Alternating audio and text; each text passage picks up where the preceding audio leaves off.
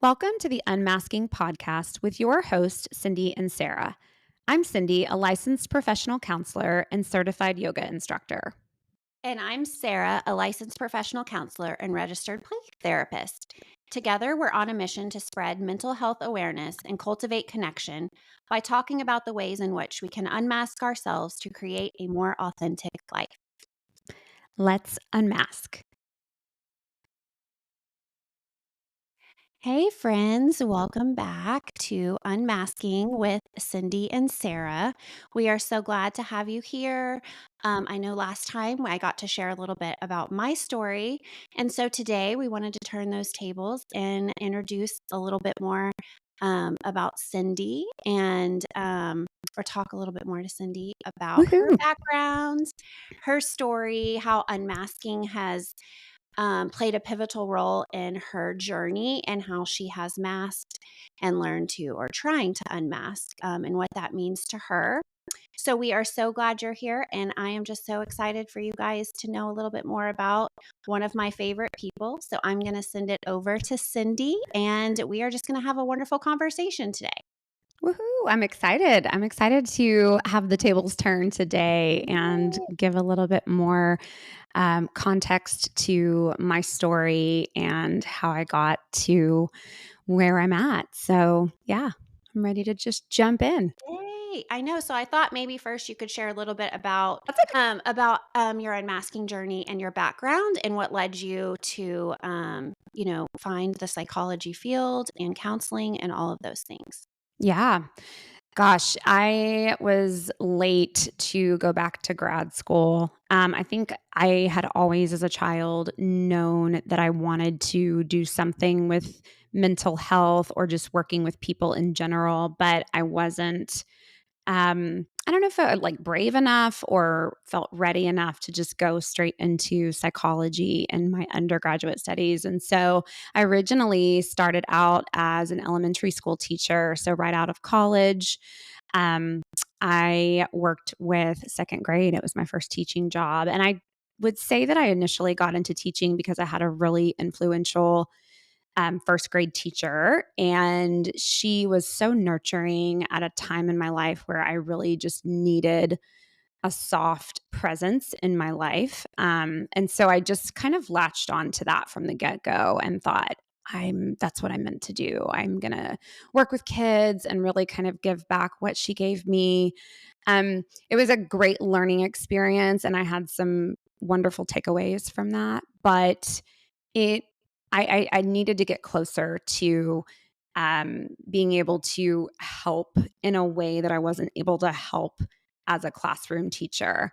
And so I went back to graduate school in my 30s when my boys were in elementary school.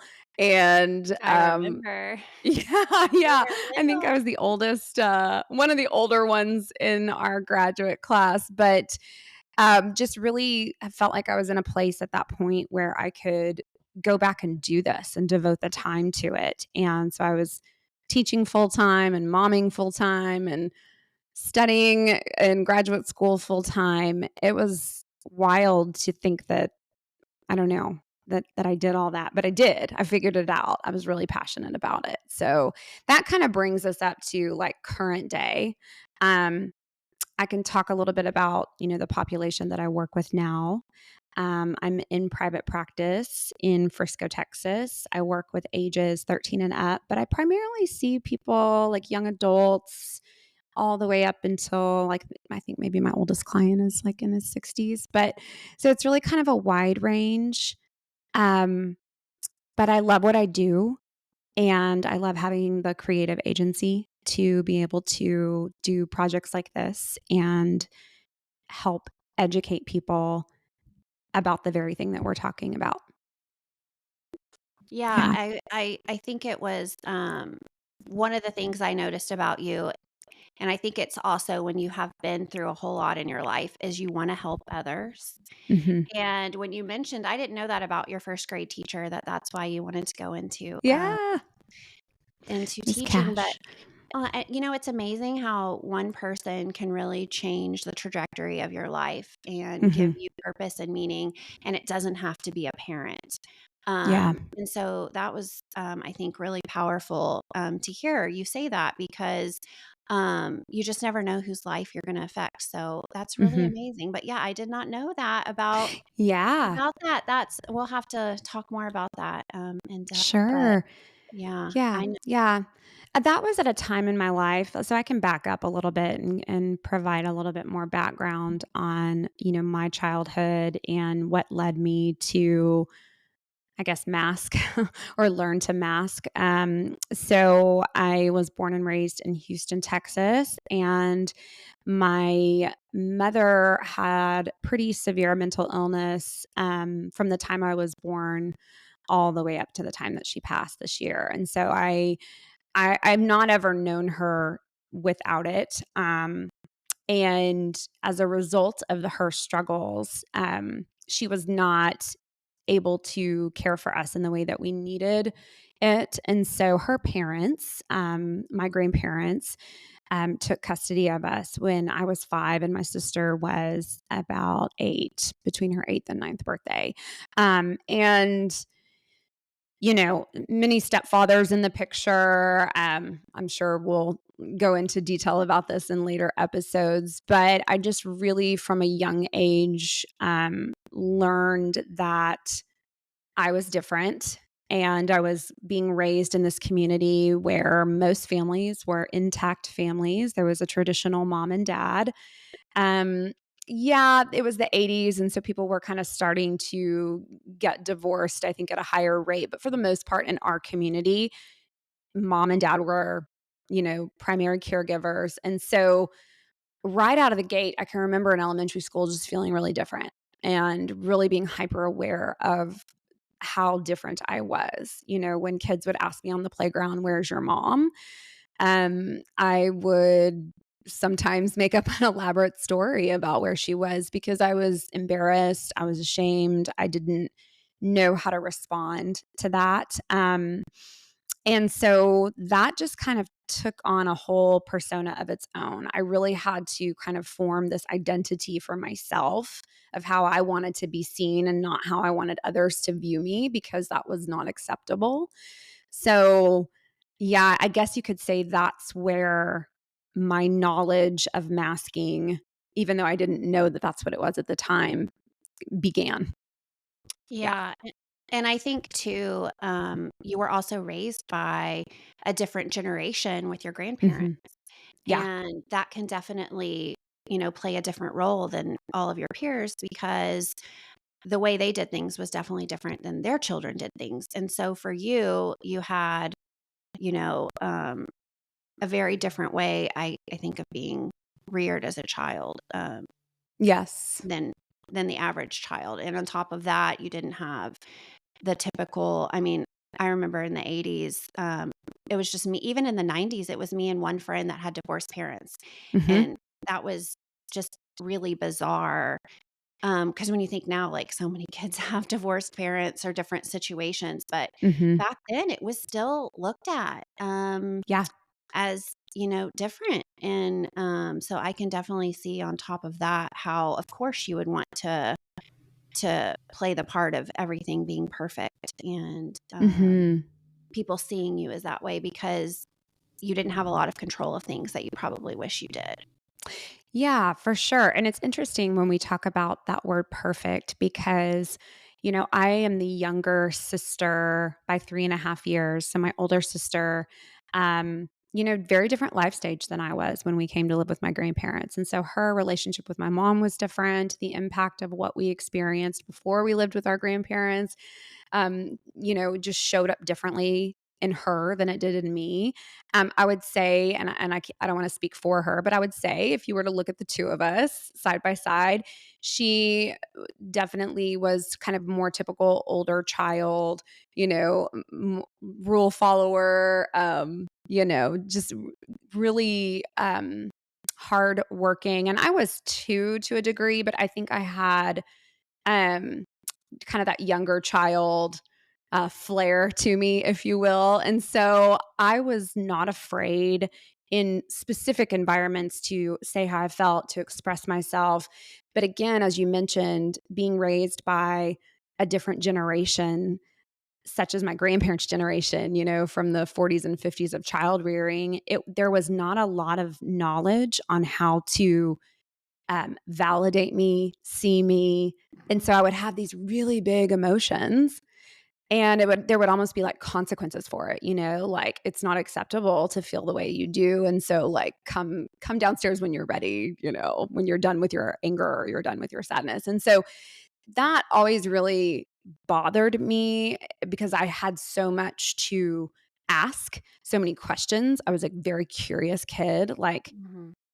because this is the way was never good enough for me. I was always like, well, why? Well, why? And that did not go over very well with all family participants. And so I kind of did this weird thing where it was like I was a pretty risk taking adolescent. I had my wild streak. And then by college, I really almost kind of buckled down and went the other direction. And I became really, I would say, perfectionistic. But it was almost like delayed, right? And maybe I Yeah. did struggle with it a little bit all along, but it didn't really come out in that way until I got into college. And I started struggling with um, really, really bad anxiety. I remember that was like the first time where I recognized, like, oh, this is a problem for me. Like, I'm having trouble falling asleep at night. I'm having trouble with rumination or, like thinking the same things over and over and over again. And I just didn't know what to do with it. Yeah, and I wonder too, when I was listening to you say that, is you were actually out of the home you grew up in. And so Yeah. maybe at that point in your life, you were able to start kind of trying to make sense of all of those things. And so that's Hmm. where a lot of that came, presented itself. Because when you're living in a situation that is so, where you're walking on eggshells, you don't want to upset anybody, you're holding everything in, Hmm. it's almost like an adrenaline rush of you're just going, going, going. So when you Yeah. finally were in a place where you were on your own, yes, you still need, those caregivers in a certain way, but you are not living in that home anymore. I'm Hmm. sure for you that maybe was, part of you starting to unmask a little bit, and it felt Hmm. uncomfortable because you were not allowed to have those feelings. Um, Yeah. No, that's a great point. And that's interesting. I've never really thought of it like that until just now.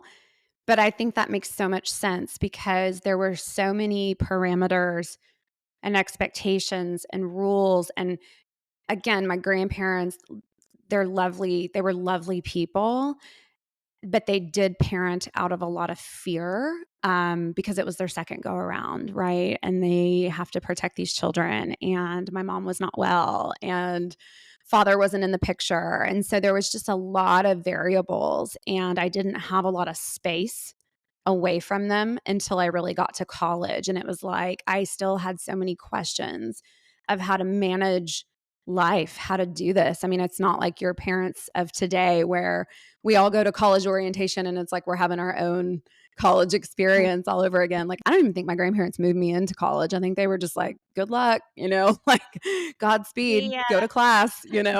And so learning how to like be in the world, I can remember specifically in college feeling like I don't know how to act sometimes in public situations. I know that might sound weird, but we're all in a social setting.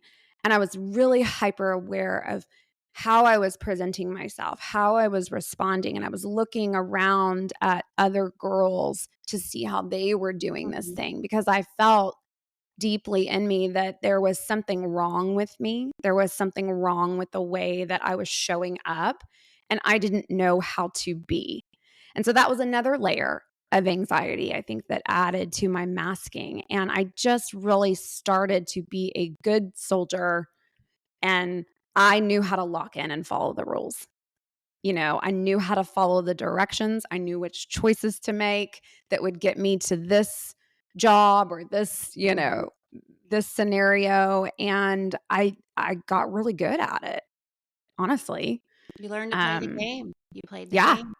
Mhm. absolutely. Absolutely. I learned how to play the game. And that was all, again, very brand new because in high school, Middle school and high school, I don't think I really cared much about playing the game. I think I was just being an adolescent, and I was trying to find my own identity. But playing the game was big for me. I mean, I checked all the boxes, I followed all the rules. I married my high school sweetheart a month after college graduation, and we were doing this husband and wife thing now, although we were children. But Right. again, I can play. I know how to do this thing. I was really good at watching and taking notes. And I don't want to give off the idea that my decisions and choices were inauthentic, because I do think that I still kept a piece of authenticity in me, but I also was really aware of stepping out of line and doing something that was not the norm, or not popular, not the popular vote.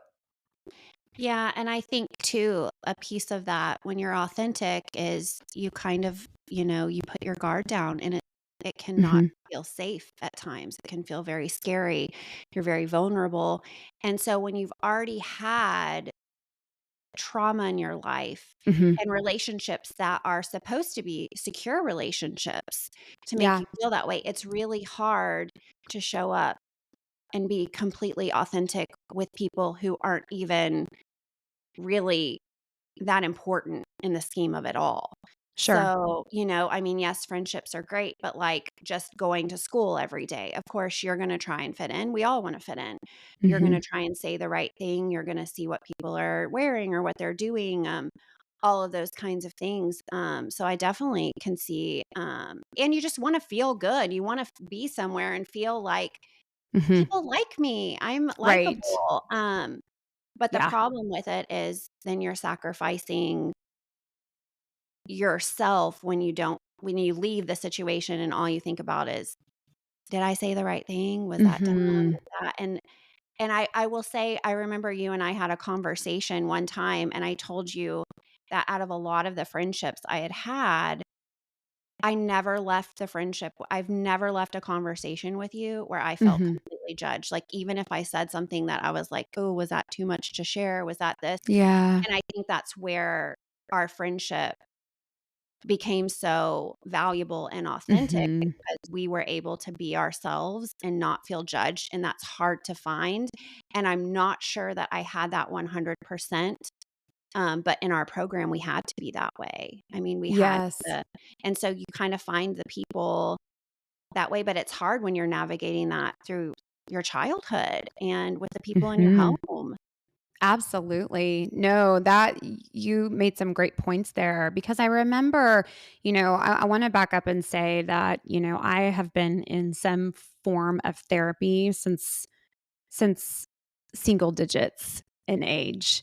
And that is partially because of my trauma background, what was advised to my grandparents, and then also as an adult by choice. And obviously I'm a big proponent of mental health, and I think that everybody should have somebody to talk to, especially people in our field, right? Because we have to stay on top of like our own Mhm. triggers and our own issues, right? But I remember being in therapy as a young adult and having to recount my history to the therapist. And I was talking about it as if it were someone else's life.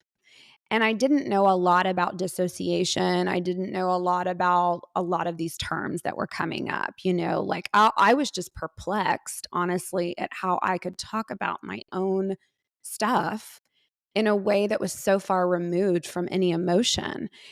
I questioned, is something wrong with me? Do I not have feelings about this? What's going on?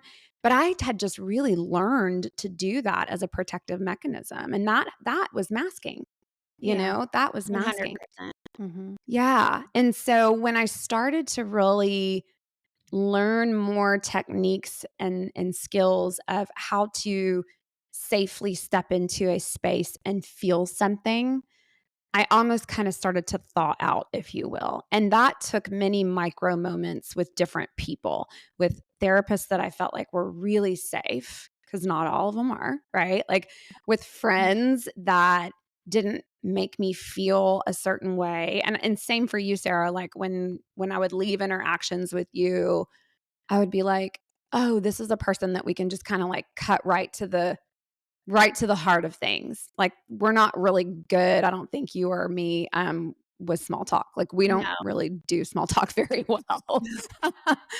And thank Tell God for me that. all of your traumas immediately. I need to know it all right now. Please, Totally, let's get down to totally.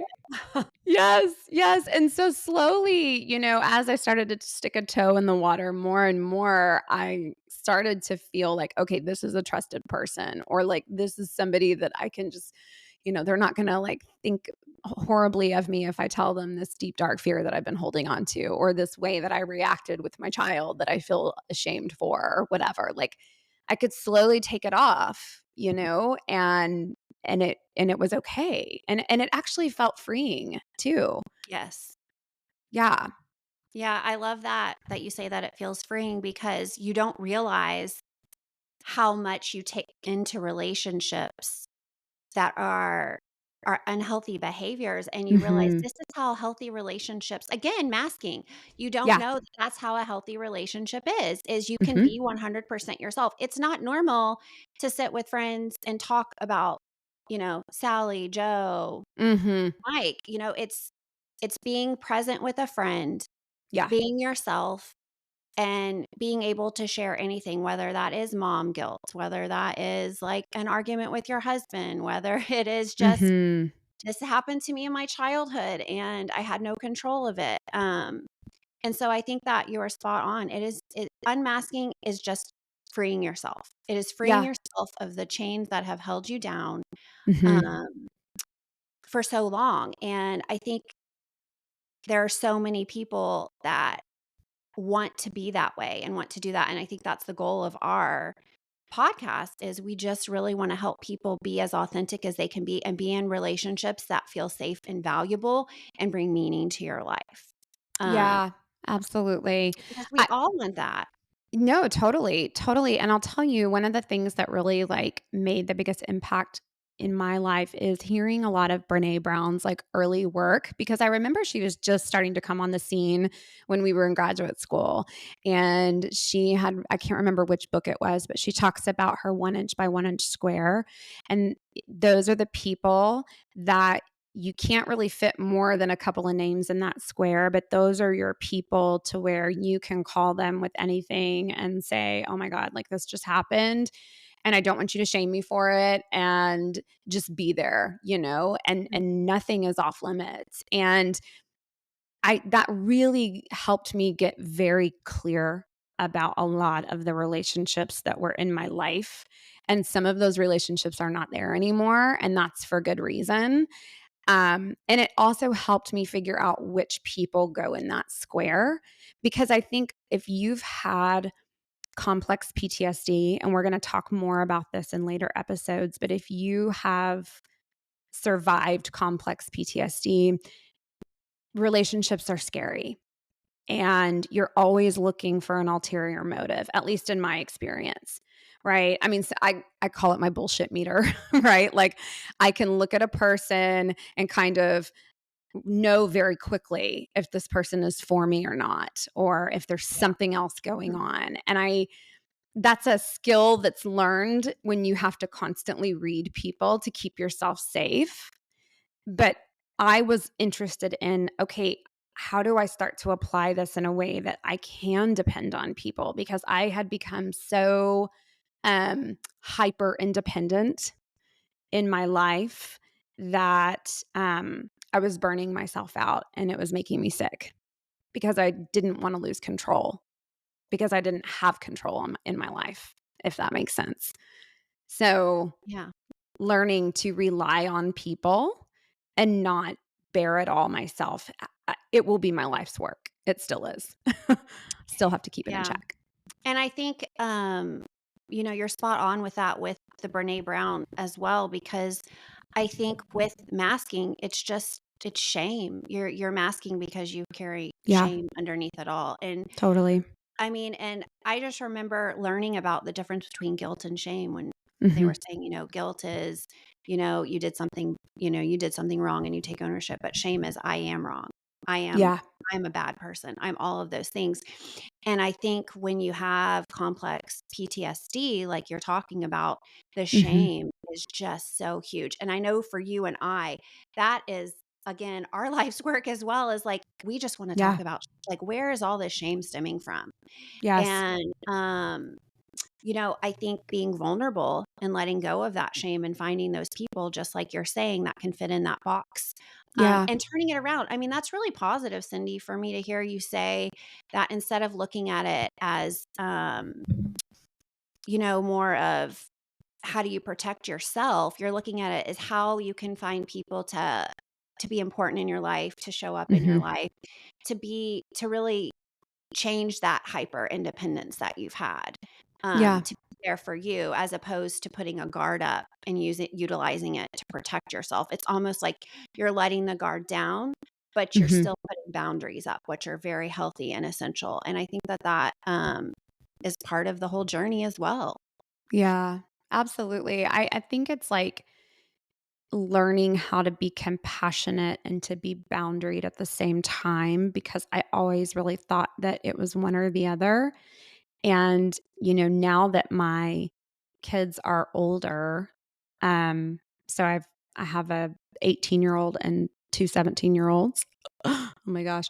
But now that they're at the age where I was when I started to recognize some of my own anxieties and my separateness from my family, like who am I as an individual, we're starting to have a lot more of these conversations of what does it look like to be compassionate and to be authentic and to be yourself, but also not be taken advantage of and, have these boundaries. And these are conversations that were never had with me.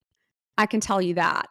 like Oh, yeah. we wouldn't be sitting here probably if we would have had those conversations. And again, no fault for our parents. They didn't have those conversations with their Yeah. parents. They didn't know any of this stuff. And so I look at it as like my hope is that we just keep getting better with each generation and talking about how to be authentic, but also how to keep yourself safe at the same time. And that's tricky. Well, it's tricky too because you're also coming into it trying to break generational cycles Yes. that have spanned for decades, and that is really difficult. I wanted to ask, do you feel that becoming a mom and watching your boys grow has inspired you on this journey of, you know, um, finding peace and unmasking yourself? Or when do you think was the pivotal moment for you of like, I really just want authenticity in my life. I want to feel free. When was Mhm. that for you? Ooh, that's a good question. And I as soon as you asked it, I was like, yes, 100% yes. I think motherhood holds up a mirror for a lot of us, and we really start to look at ways in which our own upbringing was maybe um I don't want to say stunted. I don't know if that's too dramatic of a word, but like, yeah, areas of our own childhood, because our kids will go through these rites of passage that we went through. And I don't know about for you, but for me, like it brings up so much emotion. Like when my kids were in middle Mm. school, I remember just feeling like they would come home and tell me about something that would happen to them at school, or like somebody made fun of them, or they got, left out of something, or they were hurt about something, but they were trying to act like it didn't bother them. And it was almost as if it were happening to me Yep. all over again. And I could just feel myself being that like awkward, middle school girl that just wanted to fit in and just wanted to be liked. And so yeah, I started thinking to myself, okay, when I was this age, what did I need and what was hurtful to me? Like I really needed a lot of compassion and connection. I needed validation. I needed for somebody to say, this is so hard for you right now. And I just didn't, my grandmother loved me in so many ways and she was fiercely protective of me, but emotionally, we did not really have that opportunity to connect. And so I've started to really, it kind of just lit a fire under me to kind of go, you know what? Like, I'm going to just really try to be the parent that has these hard conversations with my kids. And I have boys, and so half the you know how that goes. Like most of the time Yeah. they're like, "It's fine," you know? But now we're talking so much more about relationships and connection and why is this so hard at this age? And what do you need to do to protect yourself? And what makes a good friend a good friend? And I don't know. Like I said, I've got one going off to college here in about 6 weeks, and I feel like there's so many conversations that are still left to be had. So, And the good thing is there's time. There's time for those conversations, and yeah. I think it's interesting because until what I'm hearing is until I think we're the same, when we became mothers, we didn't we will do the work for our child Mhm. and think about our child, but we wouldn't do that for ourselves until we became a mother and we saw that our Mm. children needed it. I mean, that's how I look at it is I can go all day, like, you know, trying to win an Mhm. Academy Award, being like, "Hey, how's everybody doing?" All this. But then when you see your child and you're like, "I don't want that for them. I don't want Yeah. that." And then you have to look at yourself. And in a way, you're trying to parent your child and how you needed to be parented, but you're also a human. And you also have Yes. human moments. But then when you have the CP, I know it's so hard. PTSD, when you have that on top of wanting to be perfect, anytime you do anything that you think is not how somebody would wanna look at you, like, on social media, like, everything is perfect all the time. When you have a moment Mhm. that's not like that, I feel like it makes you shame yourself even more, Yes. where that more of that comes in. And so, Absolutely. um, it's almost like I always say our children are here to teach us, and make us, you know, better people and figure it out, and I have to give you I mean, you have the sweetest boys, they're such good Oh, boys, um, thanks. and They're you pretty have cool. they are they're cooler than I'll ever be, I can tell you that right now. All of our kids are cooler. I But, mean I will add one more thing, Sarah, 'cause I wanna clarify the answer about, like, was there a pivotal moment, that really kind of, like I can't remember how you asked it, but just made you wanna really, like, dive deep into this unmasking thing, and yeah, I will say, you shared a little bit about your daughter in the last episode, and I'm gonna follow the same guidelines that you do as far as, like, protecting my son's, um, just persona and anonymity and whatever he wants to share, great. But yeah, I mean, my oldest is neurodivergent, and right out of the gate, I knew that this boy was amazing, and he had this gift, this intuitive gift of just being right there with people. He reads people super well. He's super emotionally like in tune, and yet he's also struggled deeply, and he's really coming into his own and starting to learn some of these things. And I think it wasn't until I just had to really, and I'm going to say this with all the love, I had to grieve the relationship that I thought I was going to have with him, like the kind of mother son, like what it looks like on all the shows, which is crap, as we know. I had to grieve that in order to have the relationship with him that I am working on having with him now, and really knowing him and appreciating him for all of his quirkiness and loveliness and just all the things that make him him. He's really helped me in my work get freer as well. And at times I didn't always view it like that, but I can see him now as a person that's like, this is what you get. What you see is what you get. And so he teaches me to be brave all the time with myself and honest with myself. So, and I'm also excited because before he goes to college, he has agreed to be on here as a guest. And so he'll Yay. get to share his story of being, neurodivergent in school and his social life and all of that, and how that was for him. So I'm grateful to him for wanting to do that with us. But yeah, that's a huge piece of the story as well. I'd be lying if I said that he hasn't brought me to my knees and sadness and frustration as a mom, but then also it's such deep pride as well.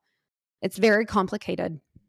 It is, and I think that's beautiful how you summed all of that up because, you have allowed him to be himself. Like you Yeah. have, and when you, that's all your children want. That's all any of us want. We just want to be accepted for who we are. And I feel Yeah. like when you are different, but you look like everyone else, but your brain is different, Mhm. that's when I think a lot of the masking starts because Yes. you're expected, you know, to be a certain kind of way. And so allowing, I think our generation is doing really good at trying to validate our children's feelings, allow Mhm. them to be who they are, um, and trying to help them form you know, authentic relationships, Yeah. that are very meaningful instead of just checking a box Mhm. of, this is what I'm supposed to do now. This is what I'm Yep. supposed to do. This is who I'm supposed to be. Um, and I think, you've done really well with your boys. They are just sweet, sweet Aw. boys. I just love those boys. But I'll be Well, so glad thank to you. see Ethan on the show. Yeah. He's just the best. Olivia He's loves him. fun. I know. Yes, She loves him. yes. And She's got Ethan a loves Olivia. Oh, god, I know. Those 2, it's a shame they're not closer in age, but, I know, I know. They'd have a field day. they totally would. But, Gosh. I Yes. mean, well, I know we're gonna get more into, both of our stories as we go Yeah. along and discuss different topics, Mhm. but thank you for sharing about, your Yes. background, where you're at today, and how you came to, start unmasking yourself. Yes. So what Absolutely. we wanna do is our little unmasking invitation. I know last week it was, trying to discuss, or being more authentic when you're in a place, let's say Target or somewhere, and someone comes Mhm. up to you and they're like, "How's your day?" And normally we have, the generic response of, "I'm great, I'm fine." But really, being authentic to yourself and saying, "Today's a rough day." Just Mhm. something to kind of come out of your shell a little bit. So I thought for our unmasking invitation today, because you did bring up, a lot of different things, but one of them that I really loved was the little box that you talked about, the Brene Brown box of like people who Yeah. are important, and looking at who in your life fits into that little box for you. Who do you feel Mhm. 100% with, and who do you not? And so maybe seeing, because those can be the safe people we can start maybe trying some of these unmasking, activities with, Yeah. and being vulnerable with. And so I think being able to pinpoint who those people are, would be a great, unmasking invitation for this week. But I wanted to get your thoughts on that too, Cindy, and see what I you love think. that. Yeah, yeah. So just to clarify, like, think about a 1 inch by 1 inch square, and that's usually about what, 3 to 4 names? Who would your people be? Yeah. And can you try to kind of maybe unmask a little bit by little bit by little bit with those people?